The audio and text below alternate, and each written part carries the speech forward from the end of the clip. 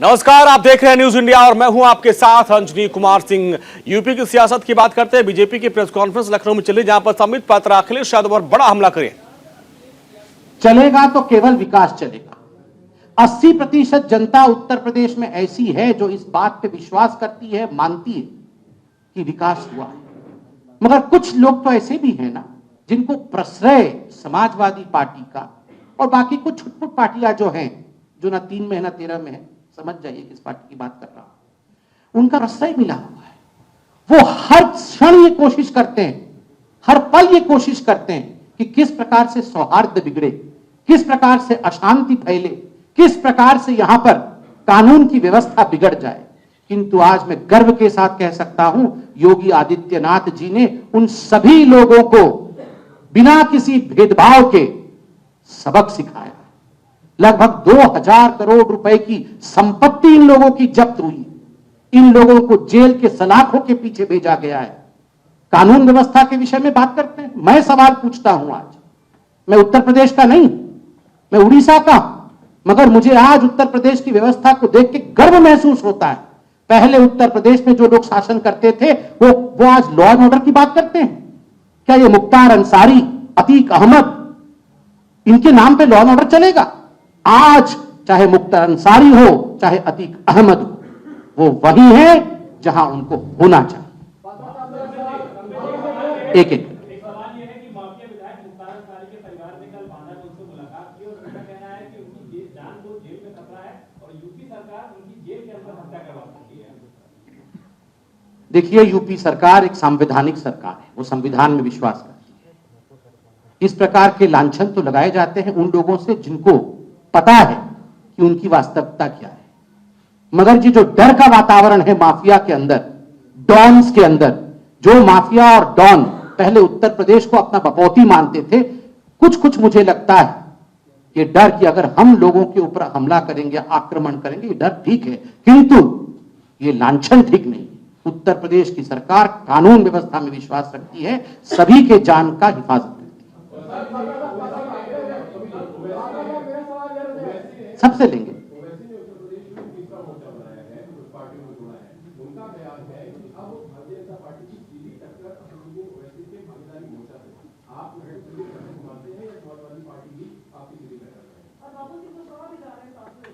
देखिए, हमारा स्पष्ट मानना है कि टक्कर जैसे शब्दों में भारतीय जनता पार्टी विश्वास नहीं रखती। हमारा किसी के साथ टक्कर है तो टक्कर हमारा माफियावाद से है, किसी के साथ टक्कर है तो टक्कर हमारा असामाजिक तत्वों के साथ है, किसी के साथ टक्कर है तो उन तत्वों के साथ है जो विकास को आगे नहीं बढ़ाते। हम तो सबका साथ, सबका विकास, सबका सम्मान, सबका विश्वास, सबका प्रयास, ऐसी सरकार है। हमारी टक्कर किसी से नहीं है, ना ही इस प्रकार के असामाजिक तत्व हमारे टक्कर में खड़े होने की हिम्मत करेंगे, क्योंकि जनता जनार्दन जानती है हकीकत क्या है। सर रवि जी आपसे भी सवाल लूंगा, सबसे सवाल लूंगा, मैं कहीं नहीं बोलूंगा। मेरा सवाल ये है कि आपके पुराने जो अलायंस पार्टनर थे शिवसेना के अध्यक्ष ने जो आरोप लगाया है कि 25 साल हमने बर्बाद किया आपके साथ सहयोगी दल के तौर पर, आप हिंदुत्व नहीं है। मोबाइल नीचे।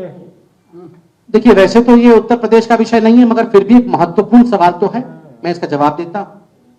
बड़ा दुखद विषय है, कल जब हिंदू हृदय सम्राट बाला साहेब ठाकरे जी का जयंती मना रही थी पूरा देश, हम सब ने, आज वो हमारे साथ नहीं मगर फिर भी हम सब ने उनके लिए कामना की थी, उनके लिए प्रार्थना की थी। उस समय उनके पिता, खुद के पिता के निर्णय के ऊपर इस प्रकार का संदेह उठाना, उसे प्रश्नों के घेरे में खड़े करके कहीं ना कहीं उद्धव जी ने भारतीय जनता पार्टी पर हमला नहीं किया, उन्होंने हमला अपने पिता के निर्णय पर किया है। और इसका जवाब महाराष्ट्र की जनता तो देगी, किंतु उत्तर प्रदेश में भी लोग आज जानते हैं कि तुष्टीकरण की राजनीति के कारण चाहे उद्धव जी हो, चाहे अखिलेश जी हो, किस प्रकार की राजनीति कर रहे हैं और उसका अंजाम क्या होगा, ये उत्तर प्रदेश की जनता भी समझती है। सामने जी आपने माफियावाद की बात की, लेकिन समाजवादी पार्टी कहती है कि जिस माफिया परिणाम है वो क्रिकेट टूर्नामेंट का ओपनिंग करता है। देखिए, माफियावाद के विषय में, गुंडागर्दी के विषय में, दंगाओं के विषय में समाजवादी पार्टी और समाजवादी पार्टी के आदरणीय अखिलेश जी को किसी विषय में बात करने का अधिकार नहीं। जिस प्रकार में उत्तर प्रदेश में माफियावाद उन्होंने फैलाया हुआ था, जिस प्रकार की स्थिति उत्तर प्रदेश में उन्होंने बनाया हुआ था, आज वो उस विषय पे प्रश्न नहीं पूछ सकते हैं, केवल और केवल प्रायश्चित कर सकते हैं।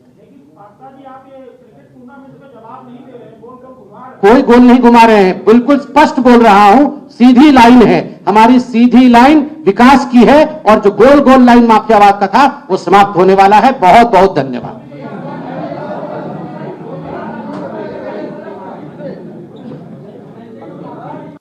बड़ा हमला बोला और कहा कि अखिलेश यादव पाकिस्तान को अपना दुश्मन नहीं मानते हैं, और इसको लेकर उन्होंने बड़ा बयान दिया है। तो पहले जिन्ना और अब यूपी चुनाव में पाकिस्तान की एंट्री हो गई। इसी के साथ साथ संबित पात्रा में योगी सरकार की जमकर तारीफ की और कहा कि योगी सरकार में सभी का सबका साथ सबके विकास के फॉर्मूले पर काम किया और सभी का विकास किया है। और जो ठोको वाली नीति की बात करते हैं, यहां पर जो गुंडे हैं, जो माफिया हैं, वो आज जेल में हैं, जहां होना चाहिए था, और बाकी जो आरोप है वो निराधार है। 2017 से पहले जो यूपी की एक छवि थी वो ऐसी थी कि यहां पर बेटियां सुरक्षित नहीं है, गुंडों का राज था, लेकिन अब वो बदला है।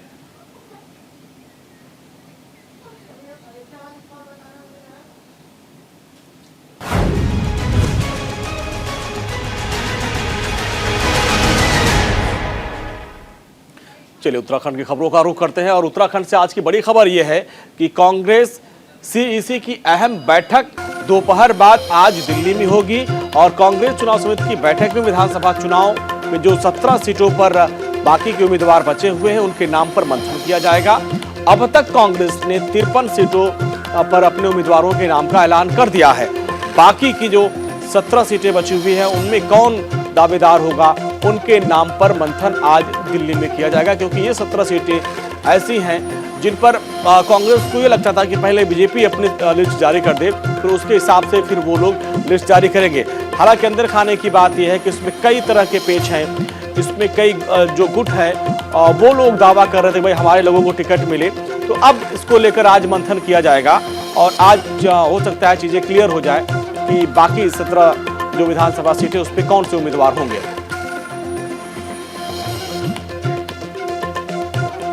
और रोहित विक्रम सिंह हमारे संवाददाता देहरादून से हमारे साथ जुड़ रहे हैं। रोहित, अब 17 सीटों पर मंथन करना है, क्योंकि इसके पहले लगातार हम लोग चर्चा कर रहे हैं कि 17 सीटों पर पेच फंसा हुआ है। यहां पर जो बड़े कद्दावर नेता हैं उनको नाराज भी ना किया जाए, सभी को जो है हिस्सेदारी भी मिल जाए, ये एक बड़ा पेच है, उस पर आज बड़ा मंथन होगा। जी बिल्कुल, साफ तौर पर अंजनी बहुत वाजिब सवाल है, और इसको लेकर हर कोई यही जानना चाहता है कि आखिर कांग्रेस अपने 17 सीटों पर प्रत्याशियों के नामों का ऐलान कब करेगी। अब जो हमें जानकारी मिल रही है उसके मुताबिक दोपहर बाद सीईसी की बैठक एआईसीसी में होगी, और तमाम जो उत्तराखंड के बड़े नेता हैं, चाहे पूर्व सीएम हरीश रावत हों, प्रदेश अध्यक्ष गणेश गोदियाल, प्रदेश प्रभारी देवेंद्र यादव, सह प्रभारी राजेश धर्माणी, स्क्रीनिंग कमेटी के जो चेयरमैन है अविनाश पांडे, केसी वेणुगोपाल जो राष्ट्रीय महासचिव हैं, राहुल गांधी, ये तमाम लोग बैठक में मौजूद रहेंगे, और 17 सीटों पर किन किन प्रत्याशियों को, किन किन उम्मीदवारों को अपना प्रत्याशी बनाना है, इन पर चिंतन मंथन होगा। देखिए अंजनी, बहुत महत्वपूर्ण सवाल ये है कि जो कांग्रेस के पूर्व प्रदेश अध्यक्ष रह चुके हैं किशोर उपाध्याय, अभी कुछ दिन पहले कांग्रेस ने उन्हें सभी पदों से मुक्त कर दिया था। अनुशासनात्मक कार्रवाई उनके खिलाफ की गई थी, क्योंकि बीते दिनों लगातार वो भारतीय जनता पार्टी के तमाम केंद्रीय नेताओं से और संगठन के नेताओं से मुलाकात करते रहे, विषय चाहे जो भी रहे हों। हालांकि उनकी तरफ से कहा गया था कि पार्टी में ज्वाइनिंग को लेकर वो मुलाकात नहीं कर रहे हैं, वनाधिकार कानून को लेकर वो बातचीत करने गए थे, लेकिन जो इंफॉर्मेशन है हाईकमान तक वो गलत गई थी, और उसके बाद उनको सभी पदों से मुक्त कर दिया गया था। अब चूंकि कांग्रेस जो हाईकमान है वो अब किशोर उपाध्याय के प्रति नरम रुख दिखा रहा है, तो ये भी सस्पेंस बना हुआ है कि क्या टिहरी से पूर्व प्रदेश अध्यक्ष जो है कांग्रेस के किशोर उपाध्याय, उनको टिकट मिलेगा। इस पर भी चिंतन मंथन होगा। हरीश रावत आखिर कहां से लड़ेंगे और कहां से ताल ठोकेंगे, और उसके साथ ही हरक सिंह रावत, उनकी बेटी अनुकृति गोसाई कहां से चुनाव लड़ेंगी, और उसके साथ ही भारतीय जनता पार्टी से बगावत कर चुके ओम गोपाल रावत जो कि नरेंद्र नगर से कद्दावर नेता है, उनको क्या कांग्रेस शामिल करेगी अपनी पार्टी में, और उनको क्या टिकट मिलेगा। इन 17 सीटों में चाहे वो प्रीतम सिंह का गुट हो, हरीश रावत जी का गुट हो, इन लोगों को भी संतुष्ट करना है कि भाई वो लोग नाराज ना हो। और सबसे बड़ी बात, यशपाल आर्या पिता पुत्र दोनों को टिकट मिल गया। हरक सिंह रावत इसी वजह से बीजेपी से निष्कासित हुए थे कि वो अपने बहू को और के लिए टिकट चाहते थे, तो वही 2 टिकट उनको भी चाहिए। तो इन्हीं 17 में कैसे सबको बांटा जाए कि सब लोग जो है नाराज ना हो, सब लोग संतुष्ट भी हो जाए, ये भी बड़ा एक पेच होगा। बिल्कुल अंजनी, चाहे यशपाल आर्य की आपने बात की, यशपाल आर्य जो पिता पुत्र हैं, इन लोगों ने बहुत सही समय पर भारतीय जनता पार्टी छोड़ी और उनको छोड़ने का इनाम भी मिल गया। बाजपुर से जो उनकी परंपरागत सीट है यशपाल आर्य की, उसी से कांग्रेस ने उनको अपना प्रत्याशी बनाया है और उनके जो पुत्र हैं संजीव आर्य को नैनीताल से प्रत्याशी बनाया गया है। अब चूंकि हरक सिंह रावत का जो मसला है वो बहुत लेट लतीफ़ी में गुजर गया, अब हरक सिंह रावत को इन तमाम विषयों को भुगतना भी पड़ रहा है। हाईकमान चाहता है कि जो कांग्रेस के जो बड़े कद्दावर नेता हैं, चाहे प्रीतम सिंह हो, चाहे पूर्व सीएम हरीश रावत हो, इन सभी के बीच में समन्वय और सामंजस्य बैठाकर इनके जो चहेते लोग हैं, चहेते नेता हैं, इनको प्रत्याशी बनाया जाए। क्योंकि 5 साल तक दोनों ही गुटों के जो तमाम जो नेता रहे हैं उन्होंने अपनी विधानसभा में सक्रियता दिखाई है, कोविड काल के दौरान भी लोगों तक राहत पहुंचाई है। ऐसे में हाईकमान चाहता है कि जो पार्टी के निष्ठावान कार्यकर्ता हैं, भले वो प्रीतम सिंह के करीबी हो या फिर पूर्व सीएम हरीश रावत के करीबी हो, सब में समन्वय और सामंजस्य बैठाकर आपसी तालमेल के साथ टिकटों का आवंटन हो, ताकि चुनाव के समय में किसी भी प्रकार के कोई उपद्रव या फिर कोई इस प्रकार की समस्या ना हो कि किसी के बीच में मनमुटाव हो, जिससे गलत इम्पैक्ट जो है जनता के बीच में बने रहिए आप हमारे साथ बने रहिए। क्योंकि अब देखिए, कांग्रेस के बारे में ये कहा जाता है कि कांग्रेस को कोई और नहीं हराता, बल्कि कांग्रेस को कांग्रेस ही हराते हैं। और हालांकि इस बार उनको लग रहा है भाई 5 साल हो गया है, 5 साल बाद उत्तराखंड की जनता परिवर्तन कर देती है, तो उस वजह से वो आश्वस्त है। अब गुटबाजी को भी खत्म करना उनका ध्येय है। अब देखना है किसको टिकट मिलता है। आगे बढ़ते हैं। विधानसभा चुनाव को लेकर उत्तराखंड बीजेपी का भी मंथन तेज हो गया है। 59 सीटों पर प्रत्याशियों का ऐलान हुआ, 11 पर मंथन किया जा रहा है। डोईवाला सीट से त्रिवेंद्र सिंह रावत को मिल सकता है टिकट। कोटद्वार से रितु खंडोरी को टिकट दिए जाने की चर्चा है। यानी एक तरफ जहां कांग्रेस की तरफ अभी जो फाइनल लिस्ट है 17 लोगों की, उस पर चर्चा हो जा रही है, वहीं बीजेपी की तरफ से 11 जो सीट है उस पर अभी मंथन किया जा रहा है कि किसको टिकट दिया जाए। कांग्रेस भी यही इंतजार कर रही थी कि उनकी जो फाइनल लिस्ट है उसमें कौन किसको टिकट कहां से मिलता है, उसके आधार पर वो अपनी टिकट देने की बात कर रही थी। तो अब देखिए, दोनों जो बड़ी पार्टियां हैं अब अपने फाइनल स्टेज पे आ गई कि जल्द से जल्द जो उम्मीदवार हैं उनके नाम का ऐलान किया जाए, ताकि वो लोग चुनाव प्रचार करें।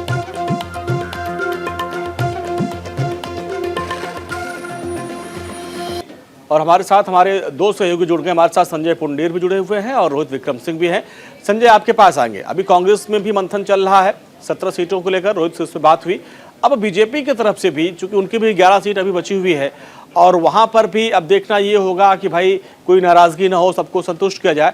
तो इन 11 सीटों पे जो मंथन हो रहा है उसमें क्या पेच है, कौन कौन से लोग हैं जिनको दौड़ में आगे चल रहे हैं? उम्मीद देखिए अंजलि, निश्चित तौर पर भारतीय जनता पार्टी और कांग्रेस ने अपनी ज्यादा से ज्यादा जो सूची है वो जारी कर दी है, जिसके बाद कहीं ना कहीं अब बगावत के सुर भी देखने को मिल रहे हैं। हालांकि इन बगावत चेहरों पर कहीं ना कहीं आम आदमी पार्टी की भी नजर बनी हुई है। हालांकि अगर भारतीय जनता पार्टी की बात की जाए तो उनमें भारतीय जनता पार्टी ने उत्तराखंड में 59 सीटों पर अपने दावेदारों को मैदान में उतार दिया है। हालांकि अब 11 सीटें बची है, जिसमें कहीं ना कहीं हरिद्वार की भी कई सीटें शामिल है, जिसमें झबरेड़ा है, अन्य कई जगह सीट है। इनको देख के लगातार चिंतन मंथन चल रहा है। हालांकि जो भारतीय जनता पार्टी है वो जीत के फॉर्मूले पर काम कर रही है और किस तरह 60 पार का लक्ष्य हासिल करना है, इन्हीं सब बातों को लेकर एक प्रभावशाली जो दावेदार है उनको कहीं ना कहीं तलाश रही है। हालांकि बड़े बड़े दिग्गज नेता है वो अपनी दावेदारी कर रही है। अगर इसमें डोईवाला सीट की बात की जाए तो जिस तरह से पूर्व सीएम त्रिवेंद्र सिंह रावत यहां से चुनाव लड़े थे, तो ऐसे में कहीं ना कहीं यह भी सवाल हो रहा है, जिस तरह से त्रिवेंद्र सिंह रावत ने इस बार चुनाव लड़ने से साफ इनकार किया है, तो कहीं वही दोबारा चुनाव ना लड़े। अगर हरिद्वार की बात की जाए तो हरिद्वार सीट पर भी जो कई सीटें ऐसी है जिन पर अभी दावेदार नहीं उतरे हैं। हालांकि पार्टी इन सीटों को लेकर तमाम चिंतन मंथन कर रही है और जल्द ही अपने प्रत्याशी मैदान में उतारने की बात भी कह रही है। जी अंजलि। ठीक है संजय। रोहित, आपके पास आएंगे। जो 59 सीटों पे उम्मीदवारों के नाम का ऐलान किया गया था, अगर उसको समझे कि उसमें कितने पुराने चेहरों को मौका दिया गया, कितने नए, और अब जो 11 बचे हुए हैं, क्या लगता है कि इसमें जो सिटिंग एमएलए हैं उनको मौका दिया जाएगा या कुछ नए चेहरे आपको नजर आ रहे हैं कि भाई उनकी चर्चा हो रही है? जी देखिए अंजनी, जो 59 जो प्रत्याशियों की लिस्ट भारतीय जनता पार्टी ने फाइनल की है उसमें लगभग जो है सभी सिटिंग एमएलएस को टिकट दिया गया है। 10 जो सिटिंग एमएलएस हैं उनके टिकट काटे गए हैं। द्वारहाट से महेश नेगी हैं, उनका टिकट कट गया है क्योंकि उनके ऊपर यौन शोषण के आरोप लगे हैं 5 सालों के भीतर। तो पार्टी इस पर रिस्क नहीं लेना चाहती क्योंकि उनकी छवि काफी खराब हो चुकी है। कपकोट से भलवंत सिंह भौरियाल जो कि पूर्व में कैबिनेट मंत्री रह चुके हैं उत्तराखंड सरकार में, उनका टिकट काट दिया गया है। मुन्नी देवी शाह का टिकट काट दिया गया है। यमकेश्वर से उत्तराखंड बीजेपी महिला मोर्चा की जो प्रदेश अध्यक्ष रितु खंडूरी और पूर्व सीएम बीसी खंडूरी की सुपुत्री हैं, उनका जो टिकट काट दिया गया है। और इसके साथ ही अल्मोड़ा से जो रघुनाथ सिंह चौहान है, विधानसभा में डिप्टी स्पीकर रह चुके हैं, उनका टिकट कटा है। खानपुर से कुंवर प्रणव सिंह चैंपियन का टिकट कटा है, उनकी पत्नी को टिकट मिला है। तो कुल 10 टिकट जो 11 नाम है जिस मंथन हो रहा है उसमें कौन दौड़ में आगे चल रहा है? क्या सारे सिटिंग मेले उनको मिल सकता है या कुछ नए चेहरे भी सामने नजर आ रहे हैं? चर्चा क्या चल रही है? देखिए अंजनी, जो डोईवाला सीट की अगर हम बात करें तो पूर्व सीएम त्रिवेंद्र सिंह रावत ने बीजेपी के राष्ट्रीय अध्यक्ष जेपी नड्डा को अभी कुछ दिन पहले एक खत लिखकर, चिट्ठी लिखकर उनसे इस बार विधानसभा चुनाव न लड़ने की अपील की है। उन्होंने साफ तौर पर कहा है कि इस बार वो पार्टी को जिताने का काम करेंगे। सभी 70 विधानसभा सीटों पर वो प्रचार प्रसार करना चाहते हैं और चुनाव नहीं लड़ेंगे। लिहाजा जो हाईकमान ने उनके इस चिट्ठी को जो है स्वीकार कर लिया है। अब जो हाईकमान ने उनको जिम्मेदारी दी है चुनाव संचालन की, वो 70 विधानसभा क्षेत्रों में चुनाव का संचालन करेंगे। डोईवाला सीट पर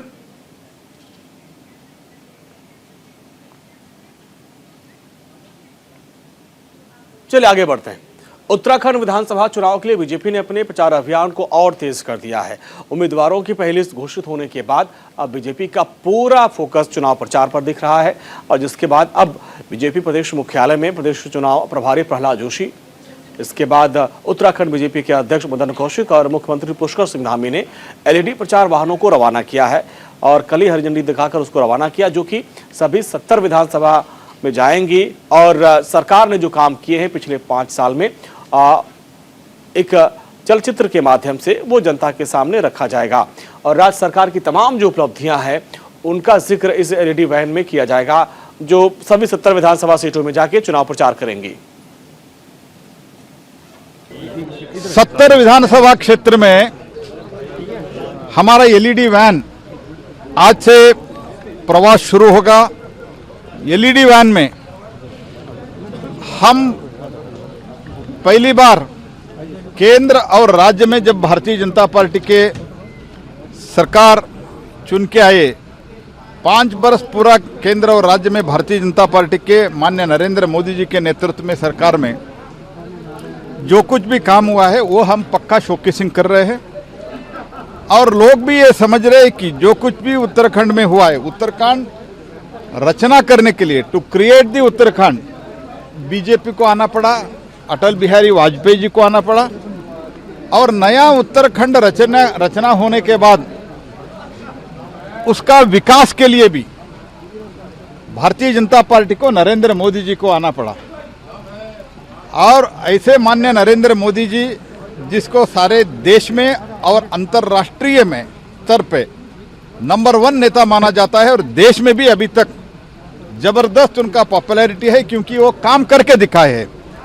ऐसे उत्तराखंड में देश के एवरेज से ज़्यादा उनका पॉपुलैरिटी है। उनके मार्गदर्शन में हमारे युवा मुख्यमंत्री बहुत अच्छा काम किया है, लीडरशिप एस्टैब्लिश किया है और इसके कारण मुझे लगता है उत्तराखंड रचना में, उत्तराखंड के विकास में हम प्रथम थे और कैंडिडेट अनाउंस करने में हम प्रथम हैं, आज प्रचार करने में भी हम प्रथम हैं। इसलिए रिजल्ट आते ही हम प्रथम स्थान में, बहुत 60 पार का हमारा लक्ष्य है, वो पार करके हम आगे निकलेंगे। क्योंकि उत्तराखंड में अभी तक जो भी काम हुआ है केवल भाजपा के शासनकाल में हुआ है। अटल बिहारी वाजपेयी जी का शासनकाल हो या नरेंद्र मोदी जी का शासनकाल हो या वर्तमान की भारतीय जनता पार्टी की सरकार हो, जो काम भारतीय जनता पार्टी के शासनकाल में हुए वो कभी नहीं हुआ। इसलिए आज हमने अपने रथों को रवाना किया है जो पूरे प्रदेश के अंदर जाएंगे और भारतीय जनता पार्टी के माननीय मोदी जी के द्वारा किए हुए कामों को जन जन तक पहुंचाएंगे। लोगों का आशीर्वाद मांगेंगे कि एक बार फिर से सरकार, ऐसी सरकार जो सरकार नरेंद्र मोदी जी की सरकार के साथ चल पाए और उत्तराखंड को विकास के रास्ते पर ले जा पाए। सभी विधानसभाओं में जाएगी 70 के 70। ये एलईडी वाहन हमारे 70 की 70 विधानसभाओं में जाएंगे और पिछले 5 वर्षों में जो उत्तराखंड के अंदर केंद्र सरकार के द्वारा जो काम हुए हैं वो कामों को भी जनता के सामने ले जाएंगे, आम जनता के सामने, सामान्य जनता के सामने। और भारतीय जनता पार्टी के शासनकाल में ही उत्तराखंड बना था, अटल बिहारी वाजपेयी जी ने उत्तराखंड बनाया था और माननीय प्रधानमंत्री मोदी जी के नेतृत्व में इसको संवारने का काम हो रहा है। पिछले 5 सालों में 1.5 लाख करोड़ से भी ज़्यादा की योजनाएं उत्तराखंड के लिए स्वीकृत हुई हैं। जो भी काम आज, चाहे हम सड़कों की बात करें, हवाई सेवाओं की बात करें या रेल सेवा की बात करें, स्वास्थ्य सेवाओं की बात करें, हर क्षेत्र में अभूतपूर्व कार्य हुए हैं, किया है, करती है, करेगी, सिर्फ भाजपा करेगी, ये लोगों के बीच में जाकर बताएंगे। दिल्ली में गणतंत्र दिवस के मौके पर निकाली जाने वाली झांकियों में उत्तराखंड की झांकी आकर्षण का केंद्र है। दरअसल 26 जनवरी को राजपथ पर निकलने वाले उत्तराखंड की झांकी में Chardham, all weather road, Tehri बांध पर डोबरा चांदी में बने जो कार्य हुए हैं उनका उल्लेख किया गया है। साथ ही इस झांकी में हेमकुंड साहिब और बद्रीनाथ धाम को भी दर्शाया गया है। दरअसल इस बार 12 राज्यों की झांकी को 26 जनवरी की परेड में शामिल किया गया है और उसमें उत्तराखंड की जो झांकी है वो आकर्षण का केंद्र है। गणतंत्र दिवस की परेड में उत्तराखंड की झांकी भी आपको राजपथ पर देखने को मिलेगी। उत्तराखंड राज्य भी उन 12 राज्यों में सम्मिलित है जो गणतंत्र दिवस परेड में राजपथ पर जिन राज्यों की झांकी निकलेगी। जो उत्तराखंड की झांकी इस बार गणतंत्र दिवस की परेड में आकर्षण का केंद्र रहेगी। अग्रभाग में पवित्र हेमकुंड साहिब का गुरुद्वारा दिखाया गया और उसके फूलों की घाटी तथा फूलों की घाटी का तो जो मध्य भाग है झांकी का उसमें और टिहरी डैम और डोबरा चांटी पुल को दिखाया गया है और इसके अतिरिक्त झांकी का जो ईस्ट भाग है उसमें पवित्र श्री बद्रीनाथ मंदिर को दिखाया गया और साइड का जो पार्ट है झांकी में ऑल वेदर रोड को दिखाया गया है। जो उत्तराखंड की झांकी है वो आकर्षण का केंद्र है। और रोहित, अब जिस तरीके से गणतंत्र दिवस की परेड में उत्तराखंड की जो झांकी है, एक तो भाई उत्तराखंड की जो पहचान है वो देवभूमि के तौर पर है, लेकिन इस झांकी में जो सरकार की तरफ से काम किए गए हैं, जो ऑल वेदर रोड हो, बाकी चीजों को भी दिखाया जाएगा। बिल्कुल अंजनी, साफ तौर पर प्रधानमंत्री नरेंद्र मोदी की अगर बात करें तो उनका उत्तराखंड से विशेष लगाव है। वो लगातार उत्तराखंड आते रहते हैं, बद्रीनाथ, केदारनाथ, गंगोत्री, यमुनोत्री के विकास कार्यों को लेकर समीक्षा भी करते रहते हैं, मुख्यमंत्री के साथ वर्चुअल माध्यम से भी जुड़ते रहते हैं और हर गणतंत्र दिवस पर जो उत्तराखंड की झांकी है वो विशेष महत्व रखती है क्योंकि इस बार जो है ऑल वेदर रोड पर युद्ध स्तर पर काम चल रहा है जो कि सुरक्षा के लिहाज से, सीमा सुरक्षा के लिहाज से बहुत महत्वपूर्ण है। इसके साथ ही एनएच पर बहुत ज्यादा काम हो रहा है और उसके साथ जो टिहरी डैम है उसका एक अपना महत्व है, हेमकुंड साहब उसका एक अपना महत्व है, देवभूमि के नाम से उत्तराखंड को जाना जाता है, डोबरा चांटी पुल, जो तमाम विकास कार्य इन 5 सालों के भीतर केंद्र सरकार के नेतृत्व में प्रदेश में हो रहे हैं, उन विकास कार्यों को दर्शाया गया इस झांकी में। ये झांकी बहुत भव्य झांकी है और इस बार सभी के आकर्षण का केंद्र रहेगी। प्रधानमंत्री नरेंद्र मोदी की विशेष इच्छा रहती है कि उत्तराखंड की जो गणतंत्र दिवस या फिर स्वतंत्रता दिवस पर निकलने वाली जो झांकी हो वो भव्य हो क्योंकि प्रधानमंत्री का जो आध्यात्मिक जीवन है उत्तराखंड में कई वर्षों तक उत्तराखंड और हिमालयी क्षेत्रों में गुजरा है, तो प्रधानमंत्री उत्तराखंड से विशेष लगाव रखते हैं। इसी को देखते हुए उनके निर्देशन में इस बार उत्तराखंड की झांकी को और भव्य रूप दिया गया है। ठीक है रोहित, बहुत बहुत शुक्रिया इस पूरे बातचीत के लिए आपका। तो इस झांकी में जो देवभूमि की झलक दिखेगी, इसके अलावा जो काम हुए हैं उसकी भी झलक देखी जा सकती है। आगे बढ़ते हैं। उत्तराखंड में बारिश और बर्फबारी लगातार जारी है। बारिश और बर्फबारी से अब लोग काफ़ी परेशान हो गए हैं। पहाड़ी इलाकों में पिछले 48 घंटों से हिमपात हो रहा है। चक्राता, मसूरी, धनोल्टी, औली में बर्फबारी जारी है और जिसकी वजह से ठंड भी बढ़ गई है। हालांकि जो टूरिस्ट हैं इस मौसम का लुत्फ लेने के लिए वहाँ पर पहुँच रहे हैं। चक्राता, मसूरी में भारी बर्फबारी हो रही तस्वीरें आप देखिए और इन तस्वीरों को देखने के लिए लोग पहुंचते हैं, टूरिस्ट पहुंचते हैं, लेकिन जो स्थानीय लोग हैं उनको मुश्किलों का सामना करना पड़ता है।